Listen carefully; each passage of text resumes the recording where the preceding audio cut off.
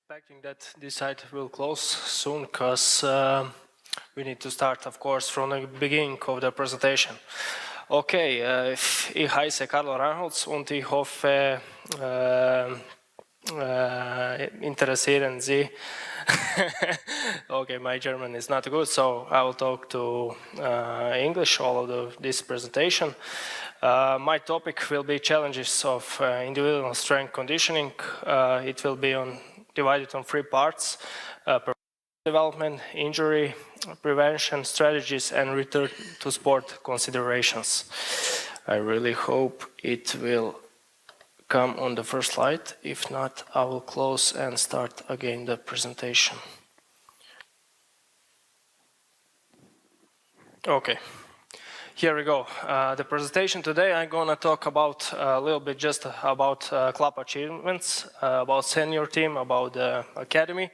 Going to talk about testing and tracking classifications, team work organization, how we do this, all of these jobs in strength conditioning, how we communicate with others. I'll talk about individual for performance, individual training for injury prevention, and individual for return to sports. Something about achievements of the academy. According to the Center for Sports Studies, you can see that Dinamo Zagreb last year is been on the 4th place, which is results similar to the last 5 to 10 year statistics. So it's determined how many senior players play in the top 30 European clubs. It's really good for these players because Dejan Lovren, he plays for Liverpool, so he will play for finals in the Champions League. Also Mateo Kovacic in the 2nd biggest European competition in European League. So they both been playing in Dinamo Zagreb Academy. One interesting thing, in this year World Cup, 14 of the players were playing in Dinamo Zagreb. So this is absolutely a record. The next one was Slavia Prague back to the 1934. And 10 of these players were in academy. So at least 3 years they've been part of academy. This is the team. Imagine that they are still in Dinamo. So those are the players all around Europe. Just Dominik Livakovic is still a goalkeeper at our club. And he's, let's say, between the first and second goalkeeper in the national team. Some academy achievements this year. B teams, they play the finals of Premier League International Cup, which organizes, of course, Premier League. So this is U23 competitions, so they reached the finals. They lost, unfortunately, against Bayern Munich. And U19 team, they managed to play quarterfinal. Unluckily, they lost on the penalties against Chelsea. So it was really good academy achievements. Usually juniors, U17, U15, they are always in the fight for the first place in the national teams. First team this season, we have maybe one of the best seasons in all of the history. It was group stage. We managed to play group stage in a European League. We have really good results. 13 goals we scored. We got just 3 goals. We passed in round 32. Victoria Pilsen. We passed them and lost against Benfica. Unfortunately, it was 1-1 to 90 minutes, and then in extra time, some individuality of great Benfica players decided this match. So next season the goal will be similar like this season. We'll be happy if we can succeed something like this. This is a big success for our club. Okay. And all of this because of perfect athletic performance. Do you agree with me? Okay, I don't agree with me.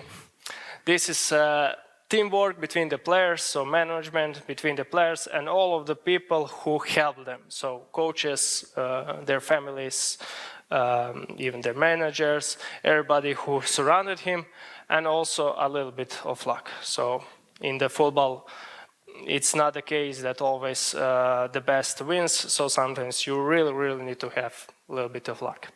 This is our department or organization with a great man on the like a head, Martin Meyer, Leonard Sovina and me. So we communicating every day about first three of us about the strength and conditioning issues, about injured players, about performance, and then transfer all of this information among all of the staff and to the players. So I can say the communication is really good. I never had so good, you know, all of the relationship. So it's magnificent. We are like three brothers working in bigger family, and we really every day we do a lot of good things together, of course. Martin has talking a little bit already about the testing and tracking. So this is the strategy how we go to the testing classification. So every day we of course do GPS measuring. We measure the training, we measure the games. So we get every day internal load response and external load response. So internal load to maybe the most common one, heart rate, and also relative heart rate. What is really important to see how are they response to their individual maximum heart rate. And RPE, what Martin mentioned a little bit before, external load, all of the catapult parameters starting from total distance to height distance, axles, distance, and so on. Anthropometry monitoring, we do it weekly. Body weight, some body composition. We do skin folds measurement, body scan, Tanita measurements, and so on. Blood samples, CK, lactates according to the knee, but basically this is once per week, and detailed blood picture 2 to 3 times per year. Strength power assessment 2 times a year, so you can see what's the strategy. We really lean on isokinetic dynamometry. Maybe it's not so still popular, but it's really effective because in each movement give us the force output, so we can really measure, for example, adductor strength. We just put this little device on the inner thigh or even the ankle, maximal push, and actually in 1 second we see what's the result. This is, I'm going to talk a little bit later, this is really helpful in the rehabilitation management.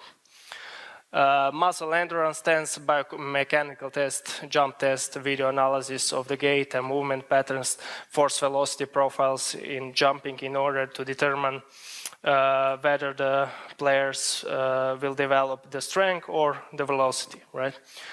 Range and motion, different tests. I'll show you later some benchmarks, what we trying to succeed in each joint. Endurance tests, spiroergometry. So we try to have the basis that in 1 year we try to do 1 test of spiroergometry in order to have precise parameters like VO2 max, like anaerobic threshold, intensity zones.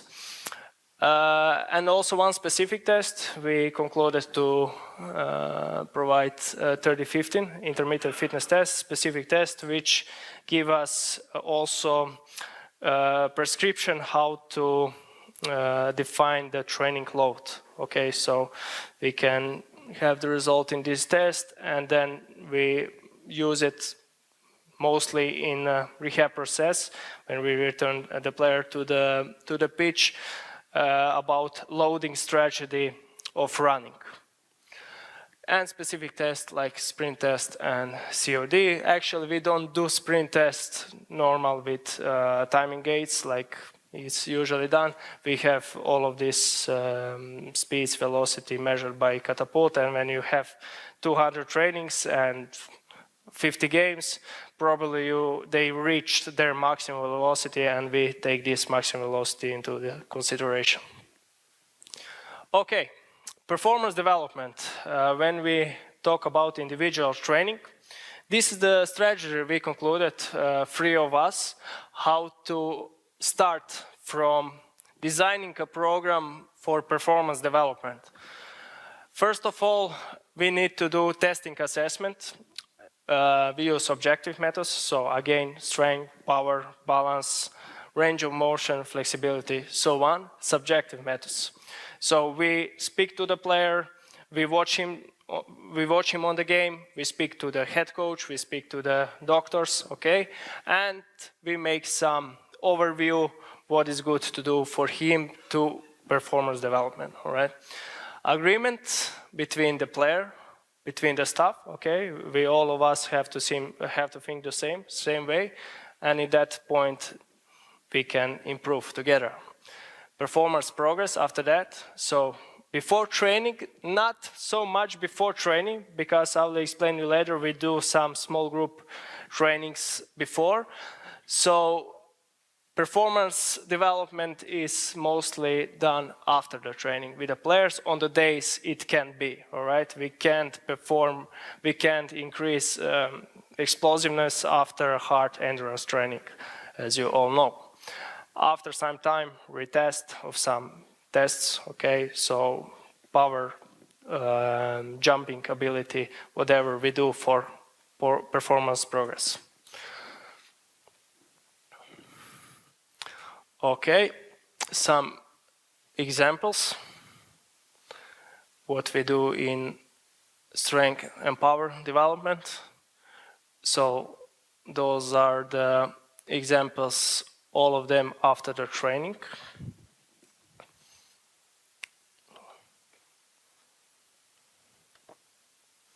So as you see, we try to go as much specific when it's possible, and to mimic the movements, actually what they do on the pitch.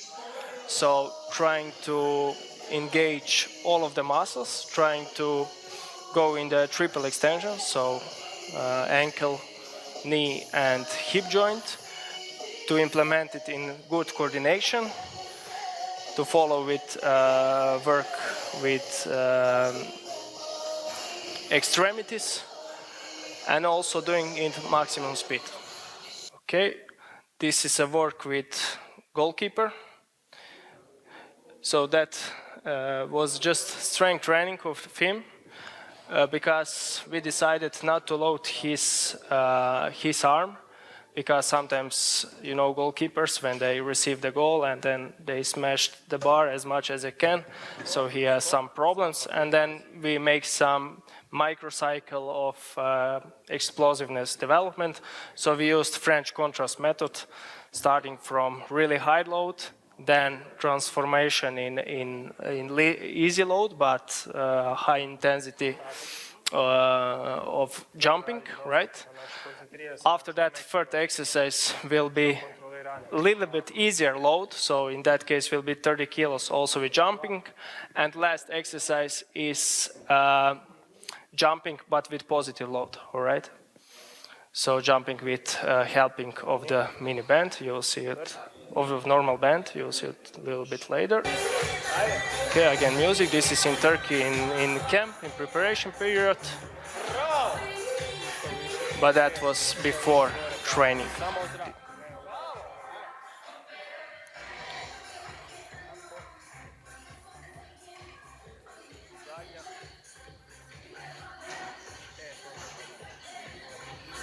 Okay, few videos are going, so a little bit blocking. Stop on. Još previše propadaš, prije se odrazi gore. Tako. Dobar. Ajde. Bravo. Bravo.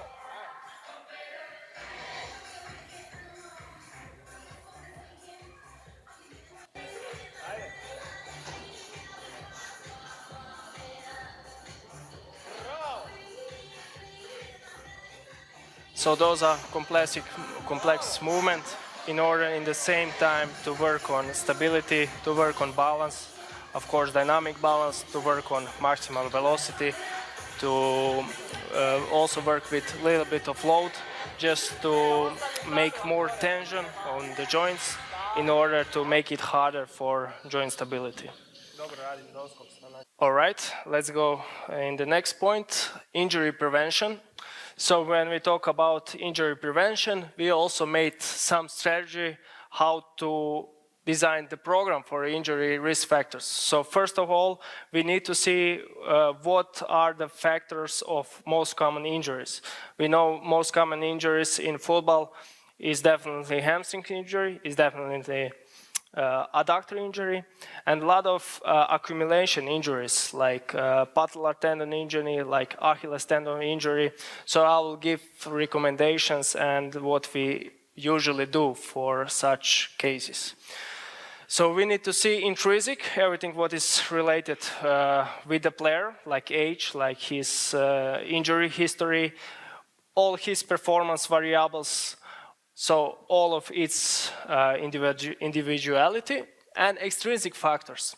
We had this year really big problem because in whole of the league regarding some project, they changed the pitches. So we came to the hybrid pitches, which is around 70% of normal grass and 30% of artificial grass. And it made really hard surfaces. So we started honestly to have some problems with adductors and the tendons, so the adductors, and sometimes the problems of Achilles tendon and patellar tendon just because of these high compressive forces, high shear forces on the joints. So that was one of the reasons we implemented some more exercises for adductor strength, for adductor range of motion, flexibility, some eccentric or static exercises for the knee or Achilles tendon. After that, testing assessment, again, objective methods, subjective methods, training interventions, so individual, everything when it's possible. And the team training, okay? In that team training, we mean that when we have the player who potentially would have a lot of shoots on the same training, and before maybe he had some problems with the groin, we will put him out maybe on the last part of the training. That was the strategy. After all of this intervention, retest. Okay. We made also some activities before training, just like creating the training football-based. We made the same principle on injury prevention program according to the match day, okay? So match -4, we focused on active range of motion. We don't put here a lot of stress because also maybe they played 2 days before and they still feel really hard. So this is, let's say, double win because this range of motion again makes the joints free, and also in the development way also it will increase their range of motion. So we use a couple of methods like CARS, dynamic mobility, PNF, and bended joint destruction to open the hip capsule. Leg strength, this is what we do usually 3 days before the match. So we do 2 to 3 sets isometric holds. So for hip adductor, abductor, flexor, extensor, and rotations. We do normal exercises like body weight, unilateral squats, lunges, Romanian deadlifts, Bulgarian deadlifts, whatever. Jumping and landing, so this is more based on technique, good technique, and everything putting into coordination. Match -2, core, just to make a little bit gap between these two, let's say, more leg work-based exercises. So first of all, some progression diaphragm activation and postural awareness of the body, right? Breathing technique. dead box variations, bird dogs, okay, big three, planks variations, and then integration in functional core. Match -1, actually we integrated all of these 3 days, but with smaller intensity, smaller volume, okay? You'll see in the example a little bit later. I will put just one video first. Let's start from match -4. This is me because I didn't have the video to put on the presentation.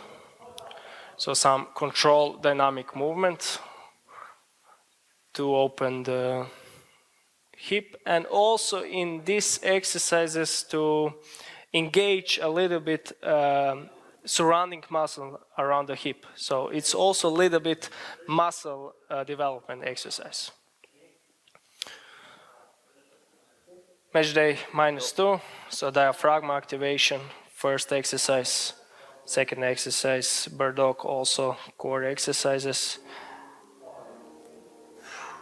and postural stabilization, keeping the lower back flat. This is the strategy. Match day -3. I'll put it a little bit. Oh no, I can't forward it here. So starting with mobility exercises, then after will be leg strength exercises. So adductor holds, and then after that squats, lunges, and so on. Also similar for match -1, integration all of these 3 days. We can live for a few seconds just to have a view of what we do.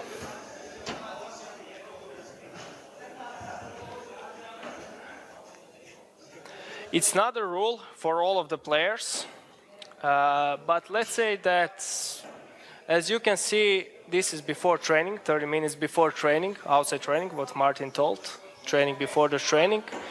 We have maybe 70 to 80% of the squad, which is really good. We don't press them, but they know that that kind of work is good for them. Of course, for the beginning, they didn't want to start with that. Maybe on the beginning we had 50% of the team, right, Martin? But after some time, they connected to do these exercises.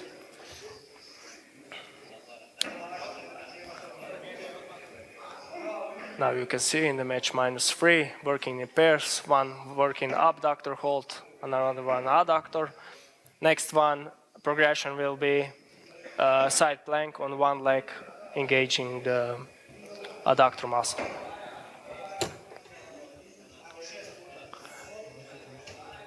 Unilateral exercises here.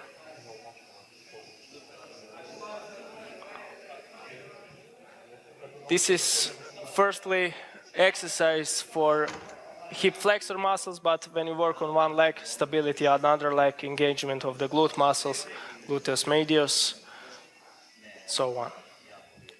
Also this one, this rear leg, eccentric stretching of the rear leg and front leg doing the strength. And also integration in the jump and landing technique, match -1.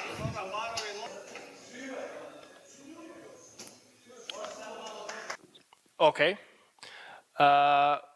When we talk about the prevention of the most common injuries, we use a multi-dimensional way of thinking. First thing we have to worry about is educating the players about everything. About the lifestyle, about the food, about the drink, about the sleep.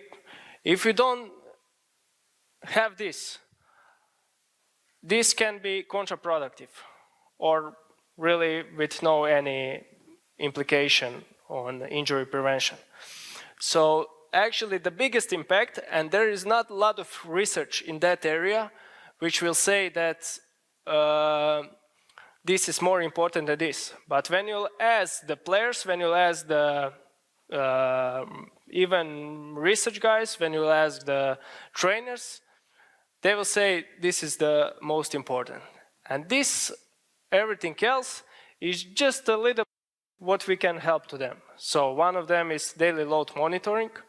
So we react when it's overload of the players. So we don't like the spikes in the load. So sudden spikes when we have spike in the total distance, when we have the spikes in the sprint. So imagine the player who haven't been to training. So let's say we had maybe 3 days free when it's a national team break. And then, I don't know, second training you made 200-meter sprint. And then again you do 100-meter sprint. And then again you do 300-meter sprint. This is potential risk of the injury. Also, we need to have care about the players who are unloaded. So this is our players who skips the matches, okay? It can be a reason that they are non-selected or some another reason. So we need to load them properly that they are equal with the team. Strength and power development, which is also one of the essentials for good injury prevention. Motor control, postural awareness development, active range of motion. 5 main points of injury prevention. And return to sport protocol. The third point of my presentation, what we also do like the strength conditioning coaches in the club, protocol which we made. First of all, clinical evaluation. So after physio work is done, so I'm talking about, okay, we need to rush a little bit about the time.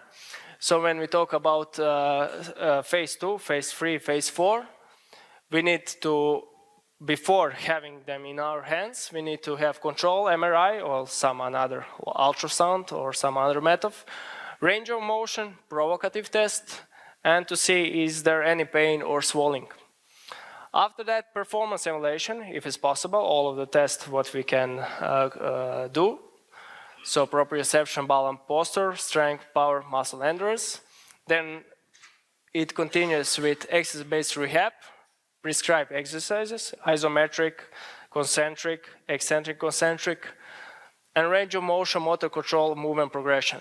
After that, specific performance progression, so on the pitch, neuromuscular and cardiovascular, acceleration, sprinting, decelerations, right?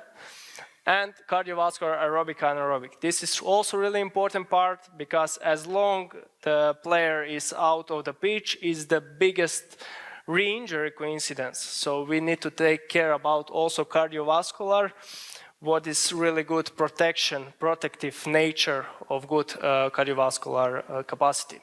And then final decision making, criteria based, retesting again, whatever we can test, and agreement which has to be multidisciplinary between all of the staff, all right, medicine, head coach, us, and also the player, okay? He needs to know that he's ready to return to pitch. He needs to believe in this.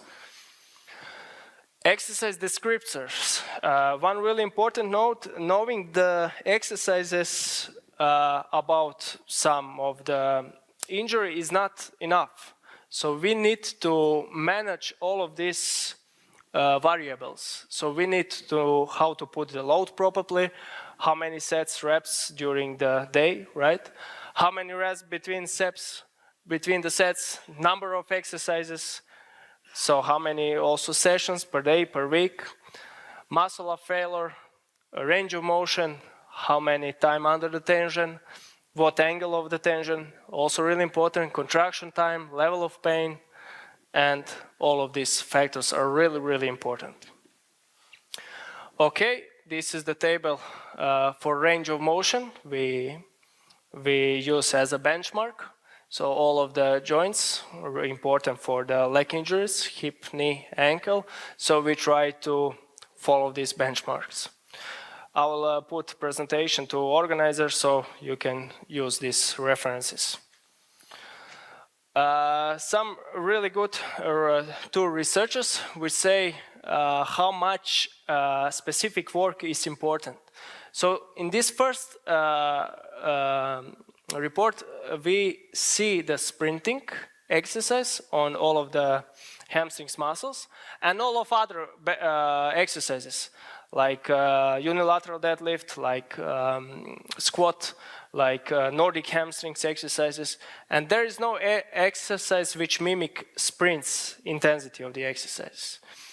Also another research which says when we're sprinting, it's double more force applied when it's high intensity running, and difference between high intensity running and moderate intensity also half. Okay, so we need high intensity, we need sprint in order to engage properly hamstrings, all right, and also other muscles, soleus, which is the strongest muscle in the body, right, according to his surface, of course.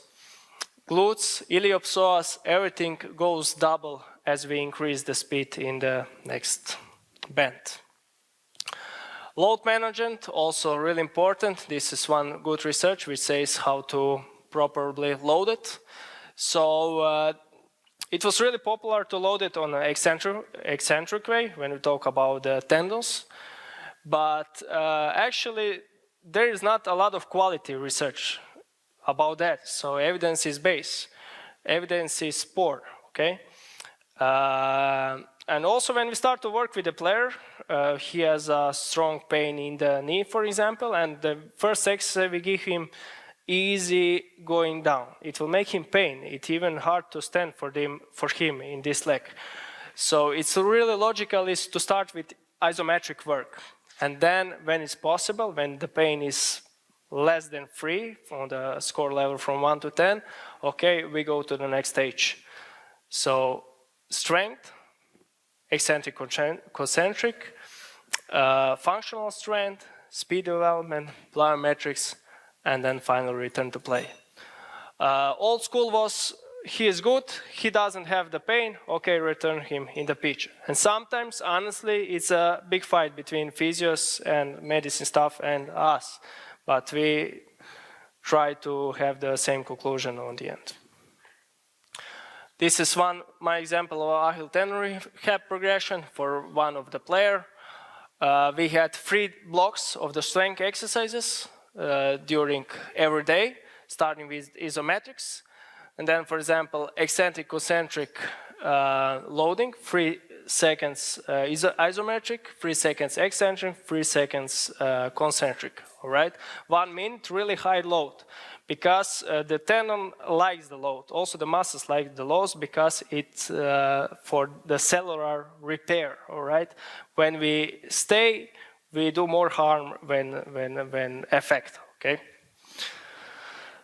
This is criteria-based, what we do. So you see what test we use and what benchmarks. One of the best one is RSI, Reactive Straining Index. So we see it's more than 2.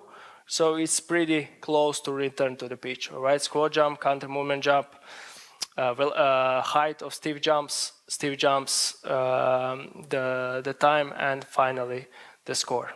And we do different drop jumps height, 10 centimeters, 20, 30, 40 to see where is the best power development, and also unilateral on one leg.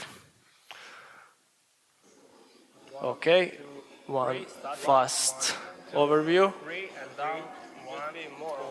starting with no load, then putting the load, and also engaging the soleus muscles when the knee is flexed. Just make sure that you are in maximum point on your toes. Yes. Patellar tendon rehab, few cases. Okay, we'll skip this slide because there are probably a lot of megabytes, so it's going slow. We're not going to put a video, we're rushing the time. This is one adductor strain rehab progression, starting with no load, okay, easy motion, control motion, putting some bands or ball, so some iso holds, 3 seconds, going with controlled articular movements, starting from the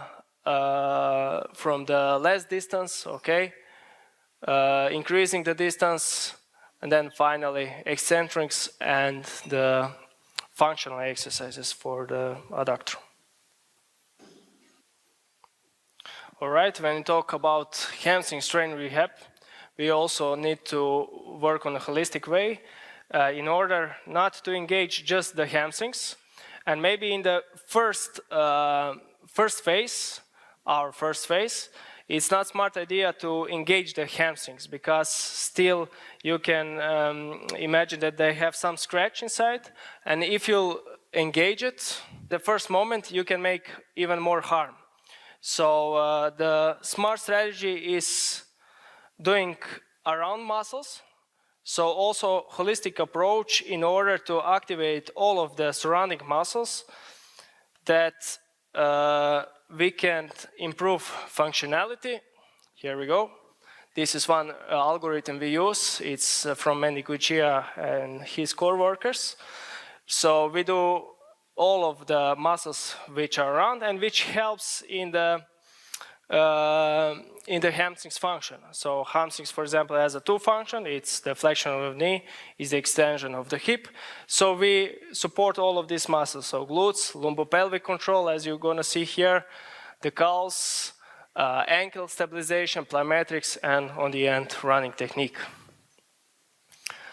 Also Astlin protocol of the free exercises, extender for the flexibility, diver for the dynamic flexibility and the stabilization, and glider for, let's say, quasi-isometric stretching, high load stretching, okay? Some example of the exercises, progression, and then putting the load on the one leg. And on the end, also we use catapult tracking to see what's the performance level of the running. So we have total distance, so it will look like this. Player load, it will look like this. So we want to mimic the game situation. High-speed running distance, it will look like this. About endurance development, so which is not connected with the injury, but it's connected with overall performance. We need to have it in order to play football. Again, when we go back on the 30-15 intermittent fitness test, we have some benchmarks, individual, for each player, and we do different running velocities in some distance in order to engage good energetic level, okay? So for example, this is one of the trainings, 10 seconds work, 20 seconds passive break. It's been 60 meters running, so this is speed exactly, average speed is 6 meters per second, right? And then it's really important that you have this velocity on these exercises and you reach just in one set of 4 minutes, 400 meters high intensity distance. So Martin showed on his presentation that in the whole of the match, the players can succeed around 1,000, 1,200. So in this just one set, you're gonna reach 400 meters. So in short training, you will respect this demand of the match. So we did 2 sets, which are pretty much the same. Before and taking home message, what teach me in my history.